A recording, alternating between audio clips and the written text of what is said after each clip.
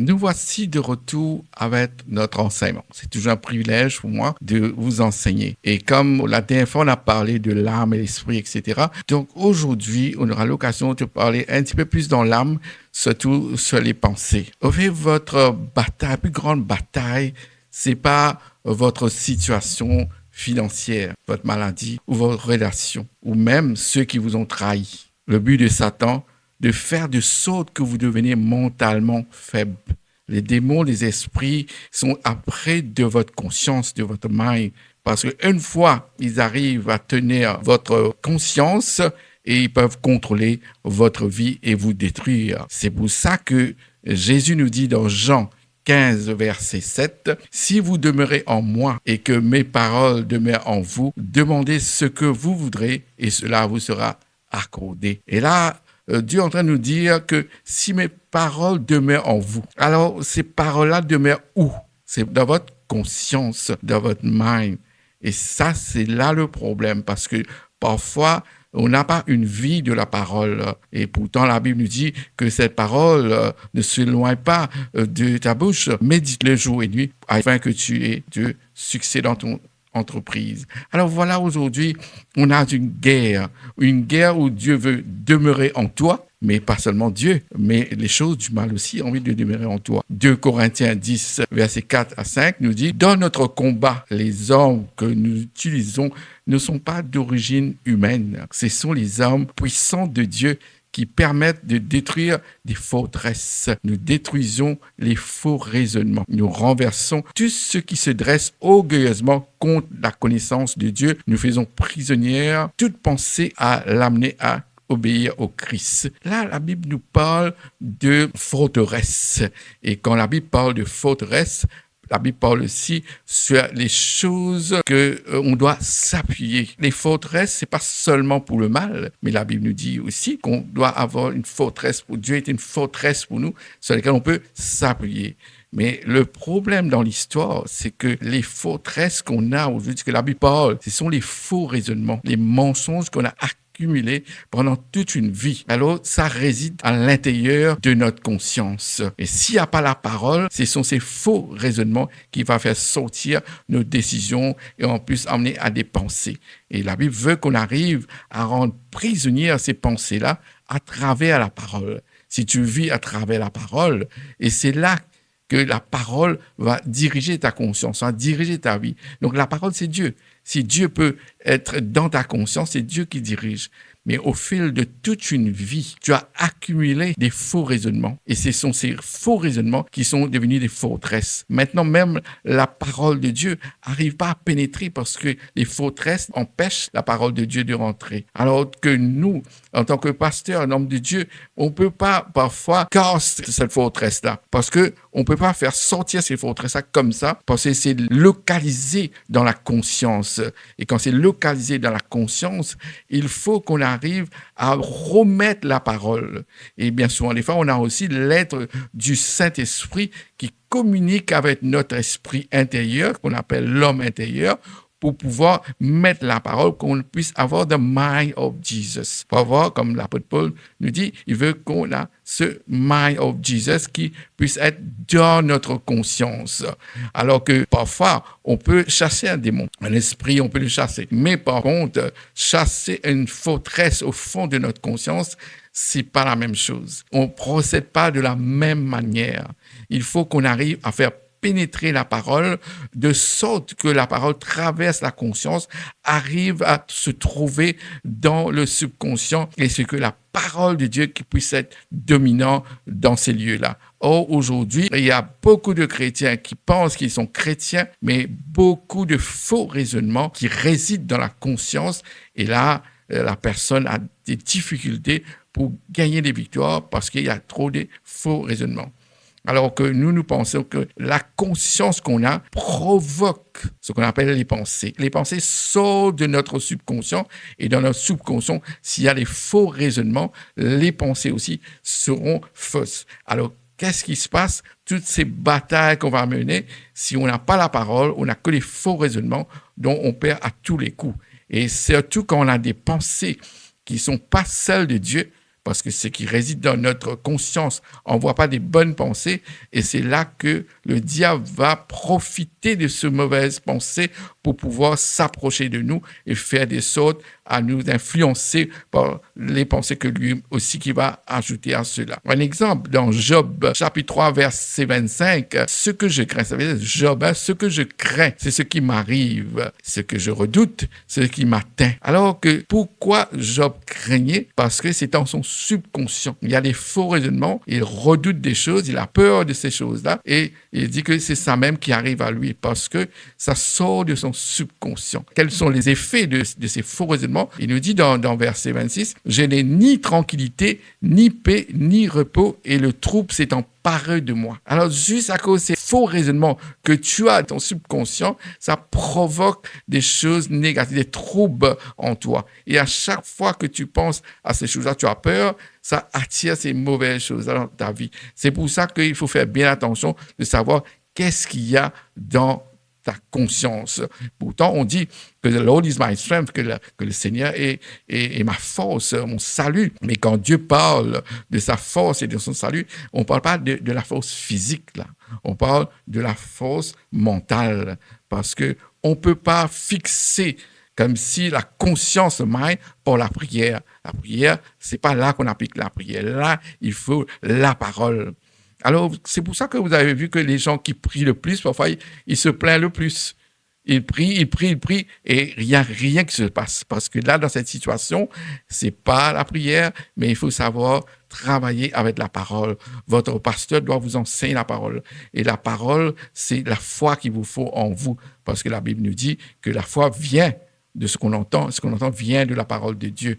Et votre pasteur doit pouvoir vous dire la parole avec une puissance, et ça devient la foi pour vous. Et nous savons aussi que l'apôtre Paul, comme on avait dit la dernière fois, dans Philippiens chapitre 2, verset 5, nous dit « Let this mind be in you which was also in Christ Jesus ». C'est ça que je vous dis. Si vous n'avez pas la conscience de Jésus en vous, et là, c'est autre chose qui va se passer, des faux raisonnements qu'on appelle les fausses. Alors que ta conscience est remplie avec des mensonges, alors qu'est-ce qui va se passer pour tes pensées? Tes pensées aussi, ce seront des mensonges qui vont se passer. Et c'est comme ça que Satan peut t'avoir, c'est que tu génères des pensées qui ne sont pas celles de Dieu. Et c'est pour ça qu'on doit travailler sur la conscience. Et n'oublie pas que là où vont tes pensées, c'est là même que ton corps va suivre. Tout ce que tu penses qui sort de tes pensées, ton corps obéit à ça. C'est pour ça qu'à ce moment-là, tu peux faire des choses qui ne sont pas bonnes pour ton corps, parce que ton corps, il ne faut pas oublier que c'est le temple de Dieu. Alors que tes pensées amènent ton corps à quelque chose qui n'est pas bon du tout. Alors que Proverbe 23:7 nous dit, car il est comme les pensées de son âme. Ta vie va être un reflet de ce qu'il y a dans ton âme. Ton corps va faire exactement ce qu'il y a dans ton âme. Alors, dans ton âme, on parle de ta conscience. Il faut savoir qu'est-ce qu'il y a dans ta conscience. Et c'est cet ADN que tu as reçu en toi depuis avant même ta naissance, c'est là et c'est rentré en toi, cet ADN-là.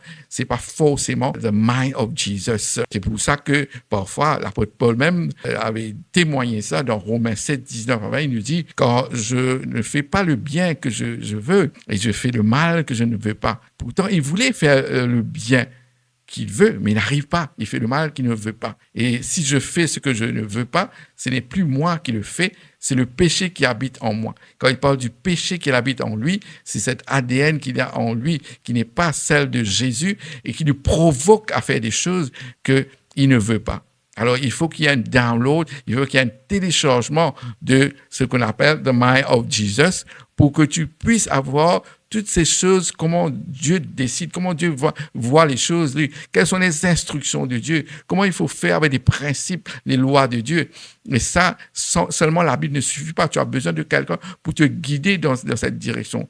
Alors que si on remarque bien dans les cas de l'apôtre Paul, il nous dit bien souvent, nous-mêmes, ça nous arrive. On veut faire de quelque chose de bien, mais on n'arrive pas. Juste après qu'on a fait quelque chose de mal, on dit, ah, et pourquoi on aurait dû faire ça? Mais on le fait quand même, parce qu'il se passe quelque chose, comme si quelque chose en train de faire une collision, de fight, comme si dans ta nature de Dieu qui est en toi, n'arrive pas à laisser Dieu agir. Il y a trop de faux raisonnements. Alors, c'est pour ça qu'il faut que tu arrives à comprendre déjà que qu'est-ce qui se passe dans ta conscience. Et à ce moment-là, tu dis non, si je n'ai pas la vérité de Dieu, ben, je ne vais pas pouvoir y arriver. Seul, tu ne vas pas pouvoir y arriver. Tu as besoin d'être accompagné. Même si tu lis la Bible, tu as besoin d'être accompagné pour recevoir ce qu'on appelle les révélations. Et ces révélations-là qui vont faire dans ton subconscient. Alors qu'on lit Galates chapitre 5, versets 19 à 21. Now the works of the flesh are evident, which are adultery, fornication, uncleanness, lewdness, idolatry, sorcery, hatred, etc., etc. Vous pouvez lire jusqu'à verset 21. Donc, nous voyons qu'il y a plein de choses qui sont déjà à l'intérieur de ta conscience, déjà téléchargées après ta naissance, déjà téléchargées en toi. Mais aujourd'hui, le problème dans l'histoire, c'est que toi, tu ne sais pas si ces choses-là existent déjà en toi. Et là, il va falloir de combattre avec ce qu'on appelle la parole de Dieu. Si, par exemple, tu n'as pas de mind of Jesus, mais tu auras toujours quelque chose en toi.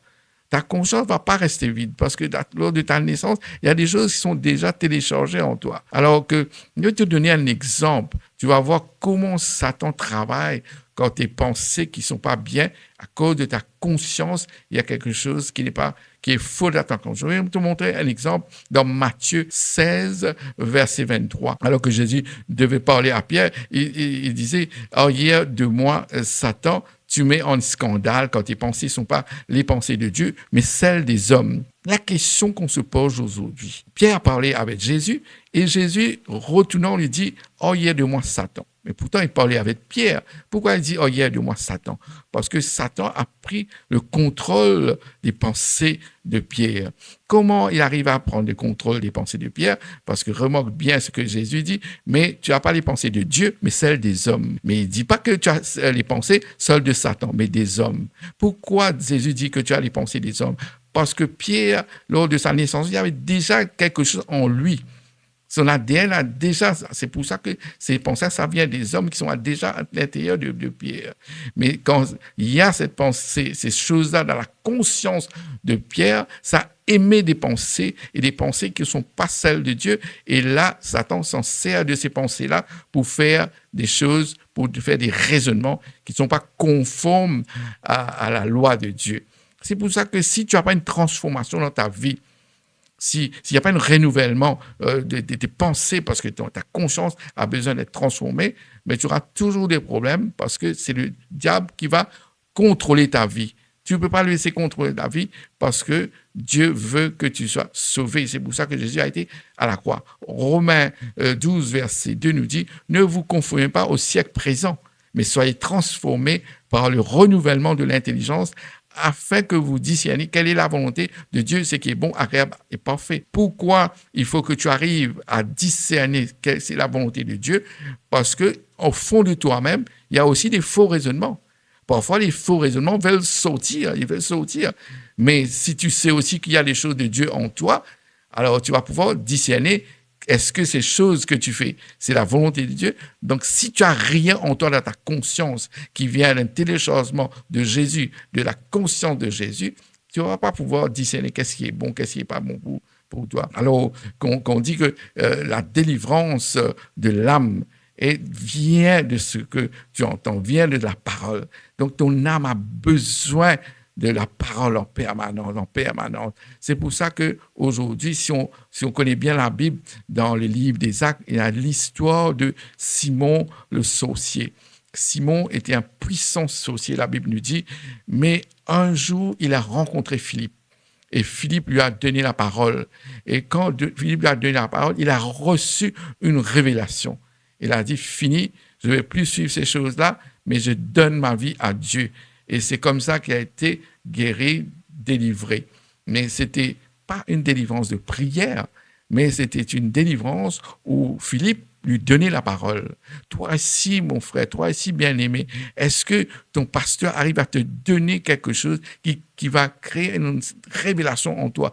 Dès que tu as cette révélation-là, les choses qui essayent de te manipuler doivent partir. C'est pour ça que, alors aujourd'hui, sans que tu le sais, mais parfois tu es en train de travailler comme un sorcier parce que tu es toujours en colère, tu fais des choses bizarres, tu fais du mal vers les autres. Mais pourquoi? Parce que ces choses en toi-là veulent envoyer des pensées, vont créer des pensées en toi pour diriger ta vie. Mais si tu n'as pas des révélations de recevoir la parole qui viennent pénétrer au fin fond de toi-même, mais tu ne vas pas pouvoir contrôler les choses. Les choses vont sortir.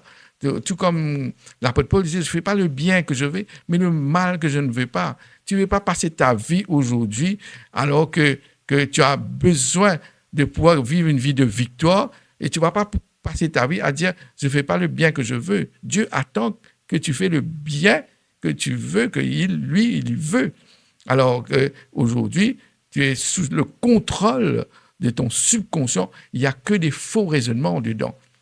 Tu dois te battre pour pouvoir, dans ta prière, Seigneur, aide-moi à trouver la personne qu'il me faut pour que mon pasteur puisse me donner la parole et que j'arrive à avoir cette révélation et que ça pénètre au fond de mon subconscient pour que je puisse devenir vraiment un enfant de Dieu. Mais vous savez, je vais vous dire quelque chose. Le livre des Proverbes, Proverbes 20-27 nous dit, la conscience est la lampe que le Seigneur donne à l'homme, elle éclaire les profondeurs de son être. Là même, la Bible parle, Dieu nous dit que la conscience, on a une conscience au fond de nous et la lampe que le Seigneur donne à l'homme. Bon, il faut aussi comprendre que même n'importe quelle lampe, même électrique, la lampe a besoin d'être alimentée. La lampe a besoin de l'huile si on ne voit pas. La lampe a besoin d'une pile électrique. La lampe a besoin d'être alimentée. Et l'alimentation de cette lampe, c'est la parole de Dieu. Si tu n'as pas la parole comme révélation au fond de toi-même, mais ta lampe, tu l'as la lampe, il n'y a pas de souci, tu as la lampe, mais il faut que la lampe puisse éclairer. Comment tu vas te trouver dans le noir, dans l'obscurité, si ta lampe n'est pas allumée? Parce que la lampe, elle éclaire les profondeurs de ton être, la Bible nous dit. Alors tu as besoin de l'huile, tu as besoin de la parole. Et aussi, il faut savoir que si quelqu'un ne se soigne pas, s'occupe pas de son âme, ben là, tu es en danger. Tu es en danger parce que tout le monde, on a peur de notre corps. Attention qu'on meurt. Mais la Bible ne nous dit pas ça. Dans Matthieu 10-28, la Bible nous dit, ne craignez pas ceux qui tuent le corps et qui ne peuvent tuer l'âme. Craignez plutôt celui qui peut faire périr l'âme et le corps dans la géhenne. Alors même si demain une personne meurt dans un accident, peu importe, mais le corps meurt, mais pourvu que son âme ne meurt pas. Alors que tu dois savoir que tu dois bien s'occuper de ton âme. Si ton âme a un problème, ton âme a des faux raisonnements, toute ta vie va être vraiment dans le danger. Et c'est pour ça que la Bible nous dit, c'est que l'âme est quelque chose de primordial qu'on doit s'occuper. Et quand tu aimes Dieu, Dieu aussi te dit, aime de tout ton cœur, de toute ton âme. Pourquoi il faut aimer Dieu de toute ton âme? C'est aimer de toute ton âme, veut dire que ce que tu as dans ton âme. Tu ne peux pas dire que tu aimes Dieu avec ta bouche seulement. Au fin fond de ton subconscient, est-ce qu'il y a Dieu? Est-ce qu'il y a la parole? C'est ça qui va décider si vraiment tu aimes Dieu.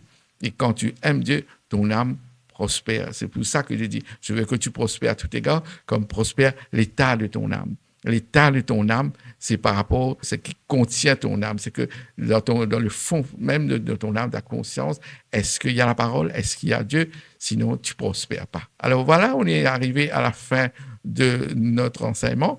Alors on se voit la semaine prochaine. Que Dieu vous bénisse. À la prochaine fois. Amen.